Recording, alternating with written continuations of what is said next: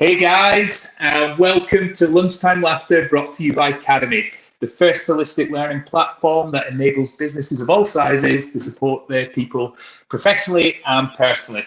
My name's Kev, I'm a part of the Cademi team, and you can probably see Harriet on the screen as well. And before we hand over to Harriet, to the star of the show, we'll just tell you a little bit about why we're doing Lunchtime Laughter, and it's going to be a monthly thing.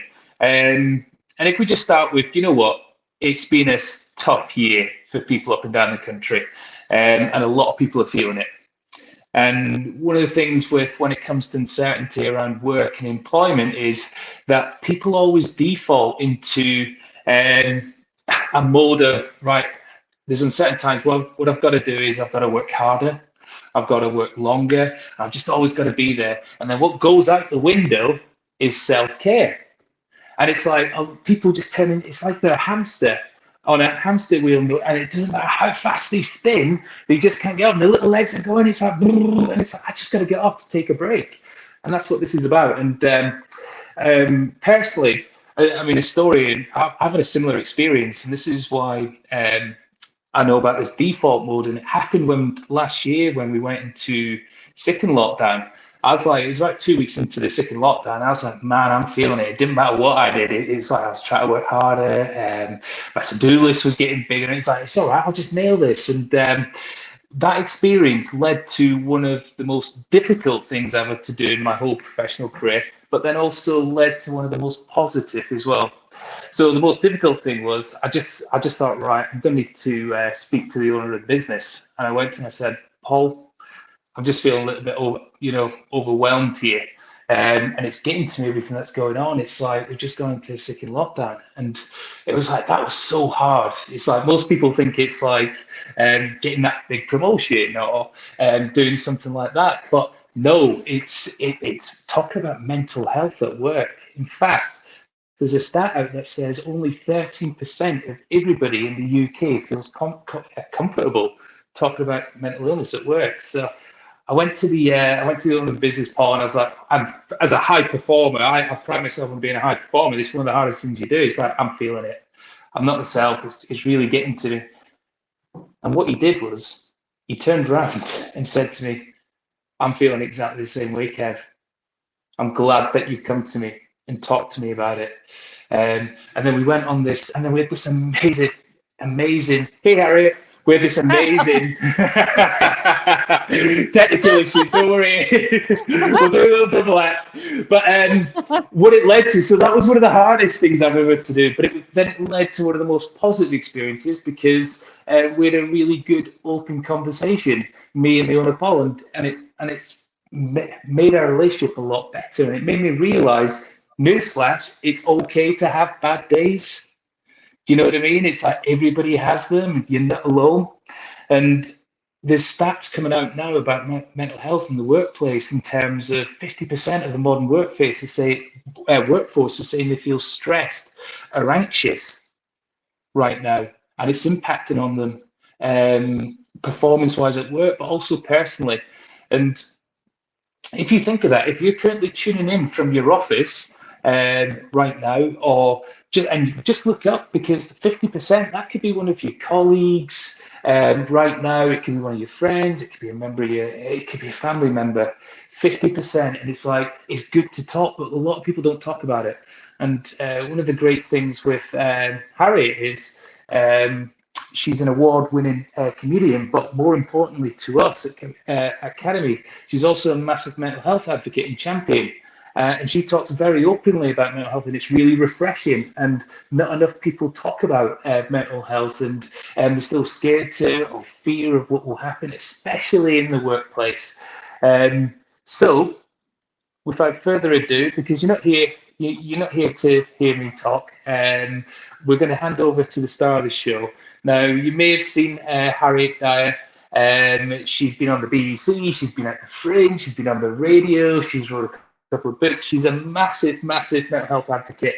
And without saying any more, I'm going to hand over the stage to you, Harriet, to take it away, and then I'll see you guys all at the end. And just a bit of housekeeping. If you've got any questions for Harriet, this is kind of new. She's doing a whole, she's doing a comedy show digitally, so she's going to rely on you guys in the chat to engage and interact. So no heckling, no heckling. But if you put your questions in the chats, and then Harriet will respond and interact with you as well. And then at the end, if there's anybody who has any questions that they want to ask Harriet once you've seen the performance, just feel free, just put the questions in the chat, and then we'll cover them then. If not, Harriet will pick them up as we go along. But without further ado, over to you, Harriet. Hello. So I think I had a power cut or something, because all the alarms started. And yes, I don't know what happened. And then when I came back in, I thought, hi, I've gotten away with that. But I hadn't. Just came as very smooth in my reincarnation. That's not right. Hello. Thank you so much for having me. Oh, this makes me. It's when when I didn't work in comedy, I wish that there were people like this that I worked for, because I was just, well, my whole life really. Everyone just thought I was strange or being difficult in some way. Where no, I was just constantly spiraling into a vortex of peril. Yeah, and then with lockdown, oh goodness, and I don't know whether anyone else did this, but because I think a lot of people it affected them more severely at different times. So at the beginning of it, I thought, oh well, I'm actually, because people were saying they're having a difficult time, and I'm a bit of a recluse anyway. Really, I don't. Well, because people seem to think, like, people come on to me after gigs, like when can do it live and that, and they'll say, oh, we'd love to go out on the booze with you and all that. And I'm terribly dull. I don't do anything. Well, I did enough I had a bit of a problem. Well, it was only a problem for everyone else, really, back in the day. But I find talking like one-on-one far more difficult than I just say weird things. Often I say stuff that isn't even true. There was this sorry, I've got a very chapped lip. Oh, there we go. Oh, it's aloe vera. I might get a plant. Hi, sorry. No worries, Jackie. Make yourself comfortable. Lucky for you, I must have sensed that you were going to be a bit late. Well, you're not even late. I've only just started, and I'm a waffler, so I've just sort of waffling on. So you make yourself comfortable. Yeah. So I find let the giggles begin. Oh, bless you, Jackie. Yeah. So Giggles Nursery. Here you go. Oh my God, did you hear that? Wait a minute, let me turn this off. I said,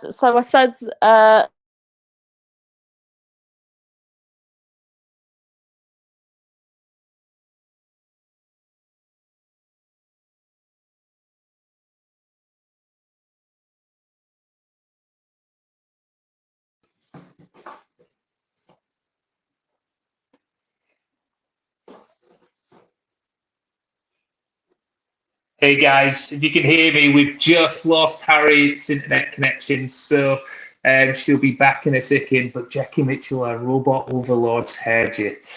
It's like, this happens to me all the time in meetings. I use an iPad, and when we're having meetings, it's like we'll just be talking about the most random thing. Well, not the random things, we'll be talking work related, and then all of a sudden Siri will just pop up in with some random answer to a question that it thought we asked off my iPad, and it's like, oh man. Jackie, you don't want to hear my jokes, man. You do not want to hear my jokes. Harriet will be back with us very shortly. Here's Harriet, man. Sorry. I'm so glad you just came back there. Jackie was asking me to do jokes. I was about to bomb. I tell you. You don't want to know. Happens. I don't know whether it. Oh yeah, sorry. Right. Yeah, cool.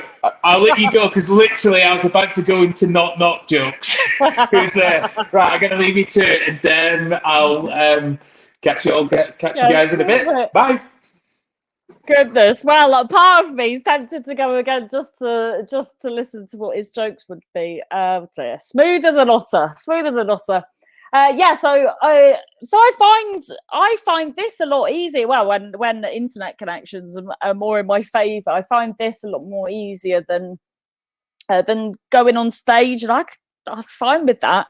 I think to a certain degree, you put on do you know what I mean? It's more like a not a better version of me, because I guess I'm fine with who I am, but it's just the performer me. Whereas once, I don't know if I should say this as it's lunchtime, but well, because it wasn't even true. So there was this promoter at a gig that I was supposed to impress. Someone said, "Oh, maybe have you met Harriet?" Blah blah blah, and then because the person had a lot of gigs and all this business, I just panicked, didn't know what to say, and told her I had cystitis, and I didn't have cystitis. I was just absolutely panicked. So I tend to do that. I just sort of say things for the sake of something. Like I told my friends that when people have in their houses, live, laugh, love, life, llama. Do you know what I mean? I'm not a fan of that, but then it was a bit of quiet between me and my friends, so I was like, "Oh, I love your quotes." I hate him, massively two-faced. Anyway, why am I telling you that? So at the beginning of lockdown, love your top, Harriet. So cute. Oh my god, this is great because I don't usually have the comments. Thank you. eBay. I get everything on eBay. Everything. What did I got? I got my dad found a boat. This is like the best gig heckling ever. Oh, Jackie, no. This is the kindest, nicest. Sometimes. Oh, I did the kindest. Yeah, I did a kids gig once, and because kids just don't care, do they? And this kid just goes, "What's with your face?" I was like, "What is with my face?" Yeah, so at the beginning of lockdown, I loved it because I didn't have to travel, because we do so much driving in comedy, so much driving, and I am a terrible driver. It took me 13 attempts to pass my test. I mean, most people would have given up. Terrible, went round the roundabout the wrong way round. But in my defence, I think if you were supposed to go round a roundabout precisely, it'd be called an around exactly. Just say, but parking, Casey. Oh my god, my parking's terrible. But I've now got a car that's got like a camera. So I was about to say, so I'm fine now. But then the other day, so many diversions, and I was just stressed. And a lot of people say, well, 2 people during the lockdown said they messaged me. They work professionally with people with ADHD. They messaged me because I was doing like these Facebook lives and stuff, and they messaged me to tell me that in their like 20 odd years experience, they would bet a lot of money on the fact that I have ADHD. But I was like, Jesus, I can't be having anything else. My quota is full. So I think that's a problem with my driving and my driving instructor used to, well, you thought I was dyspraxic as well. Oh, disastrous. I'd even, because I get all discombobulated, I'd be like, put my hand on him and thinking it was the gear. Well, not, Anyway, so the other day, diversions got in a right old discombobulation and then reversed into a tree. Then, the bare left. You know her? I couldn't hear her the other day, and then I ended up driving into a man. He was in his car, and then I just got attached to his Mondeo. But he got out of the car. Sorry, I've really tangentialized. I don't think that's the word. He got out of the car, looked me up and down, and said, "Oh, I bet you're not even insured." Isn't very offensive. And then it was how did I get onto this? From eBay. I didn't even get my car on eBay. My dad found a boat and I got an oar for him, and then he sent my brother. But the boat needed an engine, not an oar. And then my brother got swept out to sea because we're from Cornwall. Anyway, oh yeah, so awesome. So I got out of the car. The man looked me up and down, was very mean, and then it was very awkward. So I offered him a polo, and then he accused me. He said that he'd seen a half-eaten pack of polos on the floor, and that I had taken those polos and was giving them to him. And I was like, "Oh yes, Kevin," because he was called Kevin as well. Because I preempted this, and then thought, "Oh, I'll give the man that I've just driven into a packet of half-eaten polos on the bloody car park." Anyway, the beginning of lockdown, I think, because the comedians, our whole livelihood was completely just wiped out overnight, and it was like, now what are we gonna do? I've spent, because I've been doing comedy for 10 years, and I've spent, it's a chaotic, it's the only thing where I feel like I belong. I don't particularly function well in other things. It's very creative. Like, I used to work in retail, and they used to make up because they thought I had ADHD as well. I mean, Harriet, you need to really just surrender to the ADHD. Well, no point when you're not at college and that anymore, because you get a laptop then, didn't you? No, only joking. You should never use the system. So I Harriet, the ADHD. Oh, water. So I've got these children that live with me, but they're not mine. Long story. And so we've now got everything is plastic. Well, that's what they've been telling me. Once I was getting a megabus back. Where was I going? Anyway, and this was in the days when I drank, and I thought, oh, I'll go to this. There was a Yates's next to the coach station. I thought I'll have a glass of reds to relax me before the perils of the coach begin. And the person that was served, that person at the bar, they picked off a glass, looked at me, and then switched it for plastic. I was like, oh, that's a bit offensive. What do they see that I don't see? So the beginning of lockdown, it was difficult, but I think because my attention span, and because I do struggle to get a lot of work done, because I want to know, is any of you like this, where you start doing something, before you know it, you've got 18 tabs open, and you're in the kitchen making an omelette, and you're like, oh, what was I doing? How did I get here? So I have problems completing tasks anyway. Maybe it would help to investigate with the doctor. Not investigate with the doctor. Sounds like we're going to start solving mysteries. Well, why not? So I'd always, because I've had quite an eventful life. So I always wanted to, because I read a lot of autobiographies, and I love being inspired. Love it. Love reading. I think reading really helps my mental health, because I used to reading before bed, I think, sort of there's some science behind it. I'm not going to even try to give you science behind it, but I'm sure it is a thing that reading before bed helps you sleep, because of the following the lines before you go to bed, not bloody following the lines like I used to. So I reading before bed, because I used to blooming watch things like 24 Hours in Police Custody, and that is not relaxing before bed at all. The one where the woman, the guy at this woman's house was like, I thought I saw something strange. It was a woman pulling carpet on a mobility scooter at 4 a.m. It was a body trundled off. So anyway, so I treated it like an office job when we were first off. But it went on for so long, didn't it? And I thought, I want to write a book because I think, well, when I was growing up, I felt so alone. I would have from a small town in Cornwall, and it's weird actually, because I guess technically you'd say I guess I was popular. I got on with people, but I just felt so alone all the time and felt so depressed always. And Anyway, so I thought, 'cause with my life, I thought I would have, when I was younger, I would have liked to have read something honest and open. I think it would have helped me. So I thought, I'm going to write my book. So I treated it like an office job, and I'd set an alarm like a proper, what's it, fire brigade, Ponty Pandy with the proper one of them alarms every day, 8 o'clock. And I'd put it the other side of the room, so I had to get up, get to it. Because otherwise, when you have your phone, you just put it on snooze. Who's snoozing? I can't be snoozing away. When people snooze for like blooming 10 snoozers. Snoozy.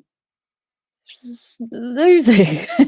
And so, because then you're up. Once you turn the alarm off, up, go wash your face, clean your teeth. Whereas if I just snooze it and then put it, and then I'll be like, oh, what's happening? Before you know it, you're scrolling through social media, and then you're already in a scrolly social media vortex for the day. But anyway, so I wrote my book. Well, that was, and I loved it. And I did that every single day, office hours. But then it was when that finished, lockdown really affected me, because a few comedians have said this, so this isn't new, being very original, but without comedy, like a guy said this, that he was just a bloke, and I felt like that. Without comedy, I was just like a woman that was very mentally ill, whereas with comedy, that's just a shtick. And yeah, then I found it really difficult. I'm very lucky though to live where I do. I live Glossop, which is it's only half an hour away from Manchester, but it's technically Derbyshire. It's all the peaks and that, so it's good going for walks. But then there were even times when even the walks, you just couldn't. All I could do was wallow in the misery. And then because my partner's kids came to live with us, so that it was cramped and difficult. But then, you know, when people say know your worth, and you should always know your worth, but I definitely do some things that, because some people are like, anyway, I did these charity gigs, and a comedian, like quite a well-known comedian, saw me at those and then said, I like your mind, it's strange, do you want to write from a TV show? So then I did that. So then that got me out of the vortex, and again to office hours. And even though I guess I love what I love about comedy is that it's so sporadic and that, but also I haven't had routine in so long, well, ever, arguably. So it was nice to have those things, and now I've got a it says on my screen, Harriet Dyer has lost her internet connection. So I'm hoping that is from before, and that I just haven't been doing this for ages to no one, because it's lost. Well, someone would have told me, would they not? Yeah, but I haven't looked to get. No, there's no emergency. Oh yeah, said there. So I can hear and see you. Good. Imagine if it wouldn't be it would be quite bleak, wouldn't it? Yeah, so that came, that woman, that Harriet woman has been awfully, winky face. Oh, Jackie, thank God for your winky face. I thought, oh no. And it's you every time, Jackie. I think you're I think you've got powers. You're a witch. No, Jackie, no. Just like, I've come here to forget that I'm a witch. I don't need reminding. Anyway, so I did that, and that was great. But yeah, it's been tough, and I think it's forced a lot of people to. Well, we've had to hustle as comedians, and like had to do the book, had to like loads of online stuff. Oh, everyone's getting on TikTok and all that. TikTok. Oh no, you just had to hustle, didn't you? Really. But yeah, so anyway, before comedy, I worked at retail. And then when Rishi's bloody popped up and going, everyone needs, us creatives need bloody retraining. How are you going to retrain this? Bloody, let me a scarecrow, people's gardens. So I was worried about that. I remember, because I used to work at the corporate jumble sale, TK Maxx, and I remember once this woman, she was just speaking to me in TK Maxx anyway. You'd have people didn't understand what it was. They'd think it was a car boot sale. They'd go, how much is this? You'd tell them how much it is, and then they go, So if I went, oh, that's $14.99, and they go, I give you a $5. It doesn't work like that. And then once this woman, oh, she was just so annoying, and she was just rude, in fact. And I'd had enough. I just blew a raspberry at her. You can't be just blowing raspberries at people. Then when so this is true. So after TK Maxx, I thought, I asked this. There was this guy that I worked with, the manager, and he thought he was cool. He told everyone he went out with Natalie Imbruglia and Michelle Collins, but one time Michelle Collins came into the TK Maxx in Cornwall and she didn't have a bloody clue who he was. Anyway, we went out one night, got pissed, and had a smooch. Was I allowed to swear? Smooch? No, piss. That's the problem. Sorry if it was. And we had a smooch. He was mortified with himself because I had a monobrow at the time, but I don't think he should have been mortified. Anyway, then I asked for a transfer because I was leaving Cornwall, and he said, yeah, I'll sort that out. So then I turned up to the TK Maxx in Birmingham to start my shift, and they were like, what? There's no one supposed to start today. The little blighter had lied, told me he'd sorted out the transfer. So I've just turned up in a full TK Maxx uniform like an absolute weirdo. I'm ready to start my shift. And then if that wasn't enough, because I'd been at the one in Cornwall for so long, we could make our own name badges because we just go in the office and make our own names. So if it wasn't enough that I was fully dressed for a job that never existed, but I also had the name badge, Queen Latifah. Terrible business. And then I got a job in retail after uni, and again because they thought I had ADHD, and so they were blessed though. It was nice. They thought I was best when I was creative, so they made up jobs that just didn't exist for me. So they were like, yes, Harriet, you're denim specialist. That's definitely not a thing that exists. And then I'd get so bored, and there'd be people coming in, and I'd say to them, would you like to know a way how to get 50% off clothes today? They'd say yes. I'd say, brilliant. Just go up to that woman over there, stroke her face. And I was getting them to do it to the boss, all their clammy fingers. She had impetigo. She got impetigo because she had sensitive skin. She thought it was this girl, Scatty Jenny. Scatty Jenny. Scatty Jenny was #Devo, hit the bottle. I felt awful. So I confessed, and she didn't even sack me because she said it was noble that I confessed. You should only ever be noble in life if you've got a lance and a steed. I have a lance. My dad's called Lance. As it happens, it is Walter Lancelot Dyer, but more on him in a bit. So got a job there, hated it so much. I got in a romantic entangle with the guy that worked there, and it was just terrible. And he was an awful person actually. Anyway, and so, but I was very mentally unwell. And because my whole life, my mum, God bless her, was the most wonderful woman in the world.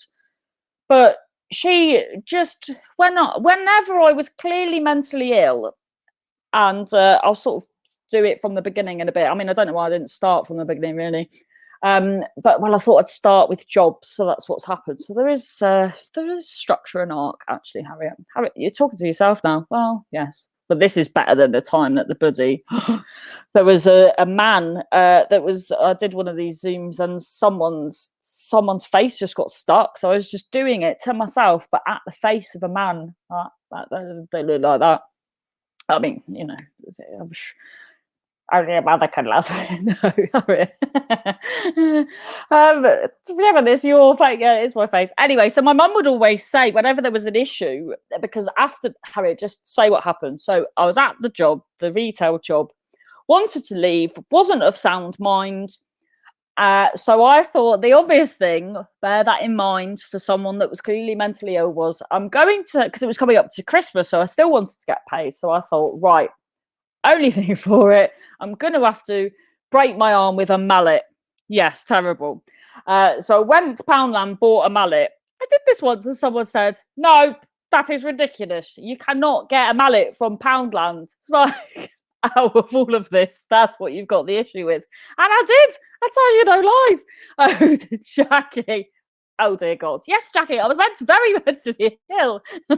I'm not just willy-nilly doing it, thinking it's fine. So that's my favourite one so far. Oh dear God. So I went to Poundland, bought a mallet, and at the time I lived with my best friend. And I said to her, "Can you please break my arm with this mallet?" And quite worrying. Didn't need to ask her twice. She just started. Oh, I've got a bloody nose. Didn't need to ask her twice. She just started whacking me with this mallet. And after a while, nothing was really happening, just a bit. So I was like, "Yeah, you're gonna have to stop that. You're just tenderizing me." So I said, "Right, what we're gonna have to do now is let's go into the hallway. There's a table here. I'll put my arm on the table. You run up, jump on it. Arm will snap. Job's a good one. Is that all right?" And I was like, "Where's she gone?" She's half a mile down the road taking a run up. She comes running in, jumps. I lose my nerve, whip my arm out the way, and she human cannonballs onto the concrete floor. Then I'm like, "Right, stop your nonsense. What we're going to have to do now is you set your alarm for some kind of time in the night. Don't tell me when. And then just come bursting in my bedroom with a mallet, swing it around my head." But I said, "Is that all right?" She's crying because she's cracked her kneecaps. She got time off work. I did not. And it was then she said, "Harriet, please go to the doctor." So I went to the doctor, and the doctor, see, this is what annoyed me. So the doctor didn't look at me once. I just had on a clipboard just all these questions that I felt were very circumstantial, because they're all things like, "Do you have a high sex drive?" And I was like, "Well, I'm never with anyone. So when I am with someone, I'm at it like the clappers because I know it will end." Because that's what happens. People meet me and they're like, "Oh, she seems quite different." And then and then we go out with each other, gets to 6 months, and they're like, "Sweet Jesus, she's always like that." And then they break up with me. So so he asked me all these questions that I just thought, and it was just the fact he never looked me in the eye. He was not present. It was, well, he was present. It was like, "Oh my ghost." But I just felt like he didn't treat me like a person. And I spoke to him, but he was like, "You've got bipolar," prescribed all these drugs for me. And then I spoke to my mum, and my mum was like, "No, don't take any of them. You're just eccentric." I was like, "Okay." And that's what she always did, right from when I was a child, when I was a young warthog. Yeah, she'd always, and bless her, though, but I was eccentric as well, so I understand how I always used to wear an eye patch at school. I used to pretend I was a giant. Be like, "Oh, I'm sitting on a flannel pretending it's a beach towel." Anyone ever do that? "Oh, eating a cabbage, it's a sprout," that sort of thing. And I think now, looking back on it, I think my mum and dad definitely had mental health problems. But my mum was from a very small town in Doncaster. My dad, this is quite interesting actually. My dad was born late 40s when it was illegal to be gay, and he was gay growing up on a farm. Cornwall's backwards at the best of times, let alone back then. Bless him. So it must have been so difficult for him to, feel what he felt, and for it to be for how he felt to be told that is against the law, that is wrong. So that's enough to send anyone booming round the bend, bless him. So they had that to deal with, and then but dad, he went around it in a strange way. And then my poor mother, she was my mum, God, well, it was only really, no, you're jumping stories there, but my mum, she was never with anyone else other than my dad, which was she's not alive anymore, bless her, God rest her soul. But she went on a date when my dad left her for another man, and I found out my dad was gay before anyone else did, right? We're at home, I was going upstairs, going to the toilet like this, and my mum and dad's bedroom is there, and I knew my dad was in it, so I've looked in to see what he's up to. He's on the computer, and on the computer screen was a man completely naked apart from Doc Martin boots, right? Shaved head. I say he's German, but I think I've just conjured that over the years. How would I know he was German? Do you know what I mean? Legs are spread, massive hard on, and I'm only 13, and I've gone, Dad, what you doing? And he's panicked. So this is exactly what he said. He's gone, I'm just shopping for new boots. Yeah, that's what he said. So he left my mum. My mum was distraught. He was her only love. She was never, in the whole of her life, never with anyone else. I said that once at a gig, and this girl said that was a lie. I was like, please don't reverse slut shame my poor dead mother. That's awful. And it's true, yeah. I think you've probably gathered by now, we're a very open and honest family. So, yeah. And I liked it because once I was listening to the radio and it said there was these, again, at lunchtime, but said there were these little, Anne Summers were doing an advert for these little vibrators. And they were called the Viv. And my mum's name was Vivian. So I was like, oh my God, that's what she's come back as. So when this woman said that about my mum at the gig, I thought, like, I'd like to go like that and release them all at her, like in Batteries Not Included. Very old reference. Anyway, so my mum went on a date with a guy.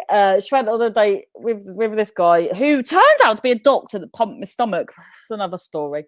And he turned up in like a pink capri jacket and short combo. Very odd. He had very large eyebrows. You know that advert with the dog that goes, got worms, like that. And they went on a date, come back. My mum goes, it just went weird. I went, right, when did it go weird? She goes, well, he said to me, if you were a snack, what snack would you be? And I was like, right, what did you say? Who's asking that on a date? And she went, well, I think I ruined it after I said my answer. I said, okay, what did you say? And she said, right, so he goes, if you're a snack, what snack would you be? And I said, a pretzel, because I've got curvature of the spine. I was like, oh God, mother. What a legend. My dad left for another man, and then my mum, and I had loads of stress when I was, probably go into it too much, but I went through abuse and stuff when I was younger, and so it was just all very bleak. I'm assuming, Jackie, that's a little bit delayed because I just see you lol. I was abused. Lol. I think that came up before, hopefully. Otherwise, Jackie. So the pretzel. Oh, that's okay, Jackie. Yeah, we're on delay, thank goodness. Or maybe you just got a sick sense of humour. So Dad left. My mum was like, right, we're gonna go on a family holiday. We're gonna get better. Oh, I forgot. I missed out a bit as well. I had this, like, when the abuse of that started happening, I just wouldn't speak to any humans. I just had enough of them. And I'd only speak to rocks. I had like a little box with damp cotton wool in it with rocks on. I think I got confused with cress. And I'd only speak to these rocks, and that is an issue. So my mum took me to the doctors. He was like, I'm going to put you on Prozac. My mum, because I was so young, I was only like 13. So my mum was like, and what mother really would want, someone that young being put on medication? So she did her thing, going, ow, she's just eccentric. But the problem, I guess, from such a young age, like, my mum was so wonderful, but in being told constantly that there wasn't a problem was then an issue, because then it's put on you that how you're feeling is wrong, because there's nothing wrong with you, you're just eccentric, where there clearly was issues. And then that led to, like, so from a very young age I would sort of self-medicate. Really, I was into bloody sniffing glue and drinking and all that sort of business, very heavily, actually.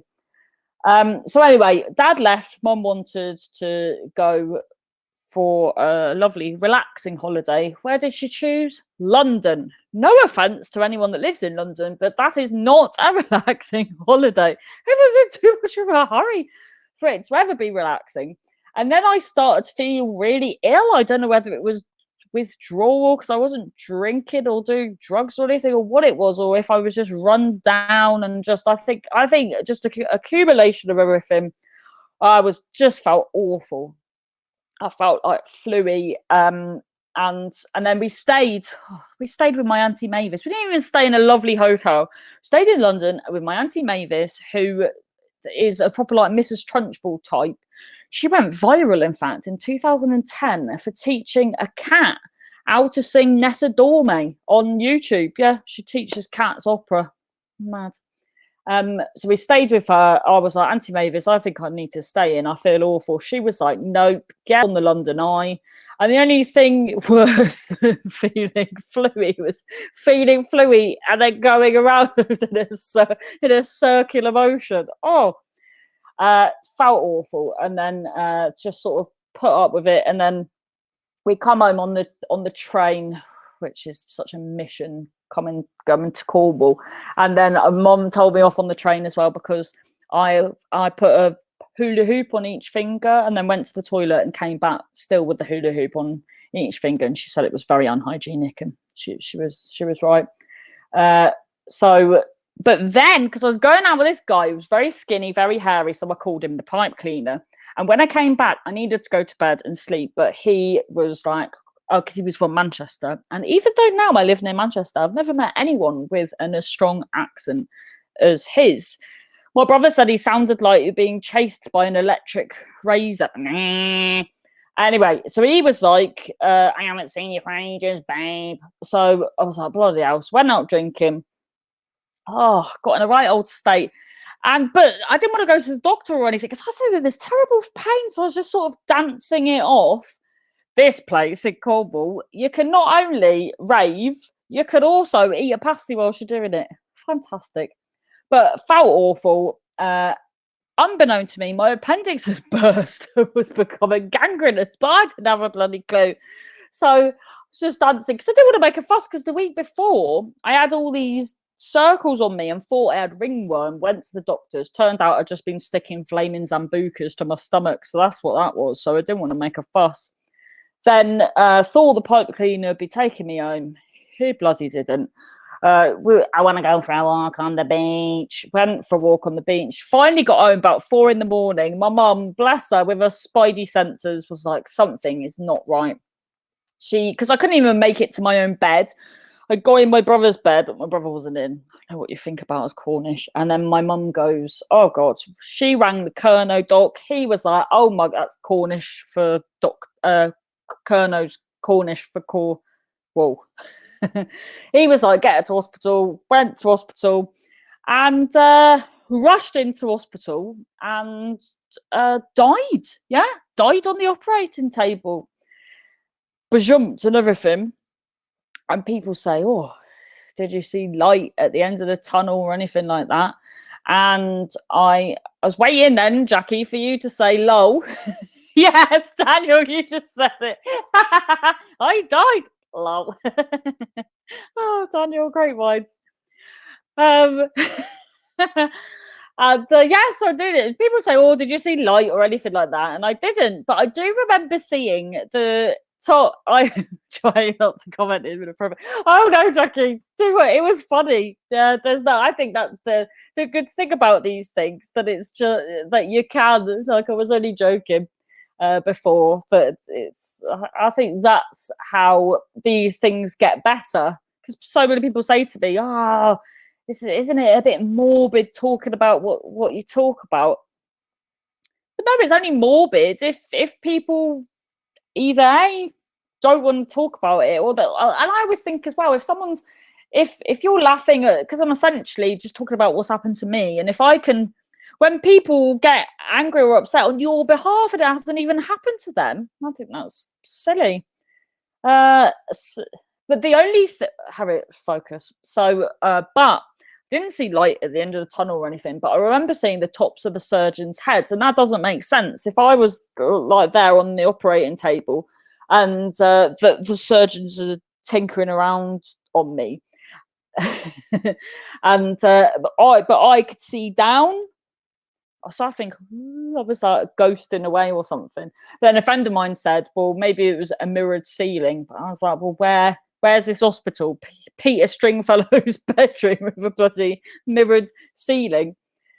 Yeah, so died then. Pipe cleaner come to bloody visit me because I had a catheter put up me and then got wheeled through because I was only 17 by this point. So I was in the children's ward. So the nurses weren't happy with me the next day because my tits on morphine. So apparently I woke all the kids up at like 4 a.m. screaming, "Get this chair about my fatty!" And then the pipe cleaner come to visit. Went, "What's that?" Squeezed it. I said, "What did you think it was? A bloody Capri Sun?" And so that was terrible. I don't know if I've told you that bit. Sorry about that imagery. And then it started to get better. The nurses said I was ready to go, but I didn't feel right. But I told them this. They said, "Oh, just eat your jacket potato." Jacket potato, one of them microwaved. It's not a jacket, is it? If it's been in the microwave, it's so thin. It's like a pashmina potato more than a jacket. Anyway, what didn't keep that down was sick. They go, "You're fine." Off I went. And then I said, "Do you remember Malcolm in the Middle? Do you remember that guy, Stevie?" He'd go, "I can't breathe." He'd speak like that. And my mum and brother started to say that I sounded like him. And I was like, "Yeah, that's cool, but I can't breathe." I only went and got bloody pneumonia. So then Colonel Doc come out. He said, "Oh God, get her back to hospital. Come back to hospital." Died again because the woman blooming plugging me into the blooming incubator. That's not right. The incubators where they keep the babies in it. Imagine going to collect your baby and there's pick me. Nebulizer. So yeah, she didn't plug me in, died again. And I was in the right old way. I was in for like 3 months altogether, and I loved it. Like I said, because there was abuse and all sorts going on. So I felt safe. I loved the routine. I'm still friends now with some of the nurses from all them years ago. That's probably 20 years ago now, that is. Really? You don't look a day over 30. I know. Behave. So I loved it. Oh, there was this one girl come in and she was also called Harriet. And I was like, not on my watch. So I changed the name on her board to Huna, but she was upset because she had eating disorder. I thought it sounded like heifer, which I felt awful about, but it was totally innocent. Anyway, she had this doll. It was a talking bagpuss doll, but I think the batteries were run out on it. She'd like lean on it in the night and I'd wake up to, "I love cuddling little girls." So I thought, ah! So that was stressful. But anyway, like I said, I was in hospital for so long, and when I left, I hated it. Absolutely hated it. Even the birds tweeting and the light, because the hospital's got like TK Maxx light, isn't it? That sort of very bright, intense Shawshank Redemption light. So I really missed it. So I did something very silly, and I took all my tablets to get back into hospital. Which, yeah, and because I'm an idiot, I washed it all down with fabric softener. I don't know why I did that. It was a very bold move. It's a terrible joke, but you got to lighten the mood, didn't it? So then because I'd had my 18th birthday, the nurses looked at me with different eyes. They looked at me like I was a time waster, which, well, there's a problem with that because no one taking tablets to get into hospital. Well, A, it's still a suicide attempt, and B, no one is doing that is of sound mind. Do you know what I mean? So, but then it also, well, they treated me so awfully that I didn't ever want to go back there. So I guess it served its purpose. And then the bloody guy that went on a date with my mum, old Pratzelgate, the doctor the next day, he was like, "Right, we think it's best if you go to a psychiatric unit to get assessed." And I was like, "I am not crazy," and just ran off with a gown on with my ass hanging out, which probably did suggest that I might be a little bit crazy. But I think I think the main problem was just too much had happened for me in Cornwall, and I needed to run through. So I left, and that's when But what I learned was, because I went to uni, but what I learned was wherever you go, your brain is still in your head. So then I was just at uni in Wolverhampton. It's not like, there's not even a seaside to distract me here. And so then I had to, and no one would work with me on my uni course, because I did a course I couldn't afford to get into drama school, wanted to do performing and all that. So I ended up, my friend was going to Wolverhampton Uni. I really liked her, so I was like, well, that's where we'll go then. Didn't know at the time it was the only uni in the country to have a stand-up comedy module. So did that. No one would work with me because I was drunk all the time. I was just self-medicating. I'd turn up for lessons with a blooming Evian bottle with gin in it. And, well, I always thought it was harsh. No one wanted to work with me, but they were there to get an education. And I was just, but I would have got, but I think often, though, people need to realise that no one's acting like a destructive daisy just for the sake of it. Again, there's the other stuff going on. And I've turned up one day, and there's a stand-up comedy assessment, and everyone's like, are you ready for it? And I went, what? No. And then this guy goes, oh, do you remember the other day in the pub you were waffling on about that story about how you died twice? He goes, that's quite funny, that is. Why don't you say that? And I was like, well, I ain't got nothing else to say. So I sort of told that story, and then the head of drama come up to me afterwards, and she goes, you're an absolute mess. But you're naturally so funny that I think that's what you should probably do for a living. You're so good at it. And I just thank goodness that because if she hadn't have had faith, that she just took me under her wing then, and she got me extenuated circumstances, because we went to the doctor. He was like, yeah, she definitely is an alcoholic. So she just completely took me under her wing. She was even like there if at 6 in the morning I was having a nightmare and rang. Like, she was so good. I would have just been another dropout if it wasn't for her. That she saw something in me. I will forever be grateful to her, because then no matter what happened, that was when I knew I wanted to do. I got the bug then for stand-up comedy, and then it sort of replaced any other addiction and obsession, and it's just because I always wanted to be an actor, like I said, but with comedy it's it's it's the only thing that you can do where the more fun you have, the better it'll go. I don't think there's another job where that can be said. And you don't have to you can turn the stuff that's been so painful for you into, it's so cathartic to turn that into humor and get laughs from it, and it's one of them things where when I've had a tricky life, that's been sort of a hindrance in things. But with comedy, it's because there's so many comedians that are desperate that haven't had anything happen to them, so they just make up these stories. I'll be watching shows and I'll be like, that is absolute nonsense, but they don't have any life experience to talk about. So anyway, so I just worked really, really, really hard on that. And then in 2014, I was what comedians do. Sorry, I've just got this left nostril is just absolutely having a mare, which I found out short for nightmare. I always thought it was to do with a horse. I always thought, why is this horse always having such a difficult time? Anyway, sorry, I've seen the time. Wrap this up. So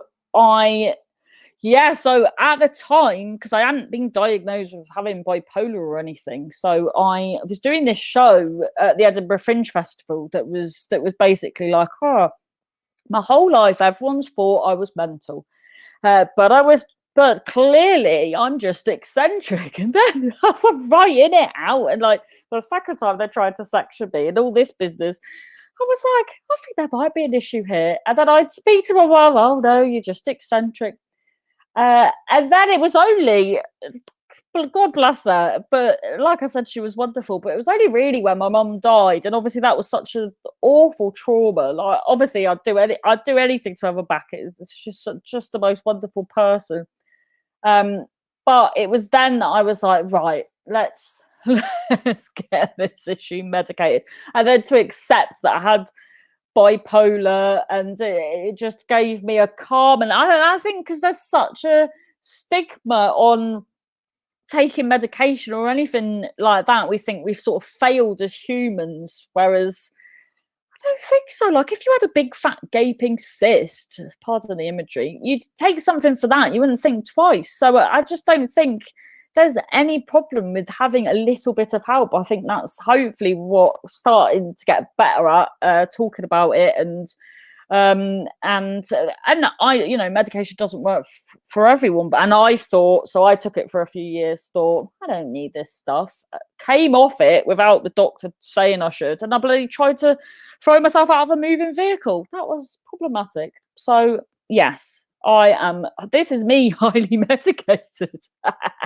Wonderful. The only bad thing about my medication is just mice crawling about. It's not normal, I don't think, but mice, impending doom.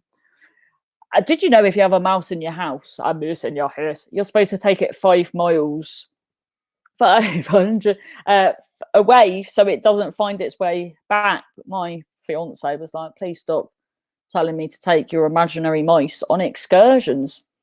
Harriet, wrap it up. So in conclusion, in this show that I did, I realised there were mental health problems, and then I at the time that it was widely in the media that people like artistic people, comedians, were very prone to mental health problems. And then I'd done this month on with this mental health show, and the people coming up to me afterwards and sort of saying that, like, there was one girl. Oh, the quoted, thank you. I'm dead. Hope you're not, Charlie. So last word, no, Harriet. So I went. So this girl came with her sister to see the show and came up to me afterwards and was like, "Oh, I've got mental health problems, but I've never been." I've never felt like I could be open enough to talk to her about it, but then your show has sort of been has helped us do that. And just the feedback and people saying, "Oh, thank you for being so open about it." One guy I thought loved me because he was in every single day. Turned out he was homeless, and I was just the only person who wouldn't kick him out. Well, you get your funds where you can. Oh, Jackie! I think, Jackie, you've been thinking what to type to make up for the. I'm really joking. I've paid good money at the Fringe for shows that are a lot less funny, a lot less honest, a lot less memorable. You are a very funny, brave woman. Thank you, Jackie. Thank you. It's really lovely of you. So then after that, I thought, I'm not ready for being so open and honest about mental health to be over. So because it had been in the media that comedians are all off their bloody tits, I thought I'll do a show where comedians can come and talk about their issues with mental health, because you can't do that in normal clubs. Have to go. Sorry, thank you, Kathy. So that's what I decided to do. So that's what I do now regularly, called Barking Tales. It is, and I have a book out, Bipolar Comedian. I never remember to do stuff like that. Yes, thank you. So that's what I do now, and it's changed my life really. So thank you. I have. What did you say, Kevin? I've been Harriet. Thank you. You say that at the end, so you knew what I was ending. I know. I can't believe you did exactly. She's not going to say it. She's not going to hit me. She regarded. I was like, I've got to come on. But that was our little code word for code phrase for. It's like, right, Kev, come back on. Hey. Harriet, that was awesome, man. That was awesome. I really enjoyed that. That was so good. So thank you very much for doing it. I've overran it, I think, with the bloody connection and all that. So sorry about that. No, don't worry about that. I mean, we did talk about doing a Q&A, but when we were coming on, we said, look, if people are just talking in the chat, you're going to interact, and you did anyway. So I think that was awesome. And for the people that are still on, because I know everybody has like half an hour lunch break, when could they, if they wanted to see you again, where would you be? Where could they go? What are you doing next? Oh, well, every weekend I'm at a comedy club. I compare it every Friday, Saturday in Derby. I don't know if anyone's around there. And then I guess just keep an eye out. I do a lot of online stuff. My mental health show is every month starting up again in Manchester. So I guess it just depends where you are. Follow me on my Facebook page and you'll see where I am. Harriet Dyer. Oh, yeah, Jackie. Harriet Dyer, because it ran out of space on Twitter, so it would be comedy. Kevin, are you still there? Kevin, do I just go? Kevin, are you there? Oh, yeah, that is me. Oh, thank you, Brian. Thank you, everybody. Is Kevin saying goodbye? Am I still here? Oh dear. Oh, thank you, Justine. I'm back. I got kicked out. Do you know what? I was trying to figure out how to get the camera back on, so it wasn't just this picture of me in like this ring that was just, you know what I mean, pulsing as I spoke. If you press your little camera thing at the bottom next to the speaker, is it not that? No, that's what kicked me off. It was, yeah. So, but anyway, I'm back. Guys, all right, that was absolutely brilliant. So this is the first of many, and we're going to be doing it as a monthly thing. So everybody who tuned in, and then for those people that have to duck off, we're going to be doing a recording of this, and we will email it out to everybody so you've got it. So share it far and wide, and what we'll do as well is we'll let you know when the next one is. And from everyone at Cademi, thank you very much, Harry. Thank you for everybody who tuned in for the very first Lunchtime Laughter. And ironically, I find this really ironic that a couple of people messaged me saying, "Oh, Kev, I'm really sorry. We're not going to be able to make it today. Something's come up at work." And I was like, "Guys, have you just read what you've just messaged? The whole point was take a break, self-care. Yeah. There will always be something."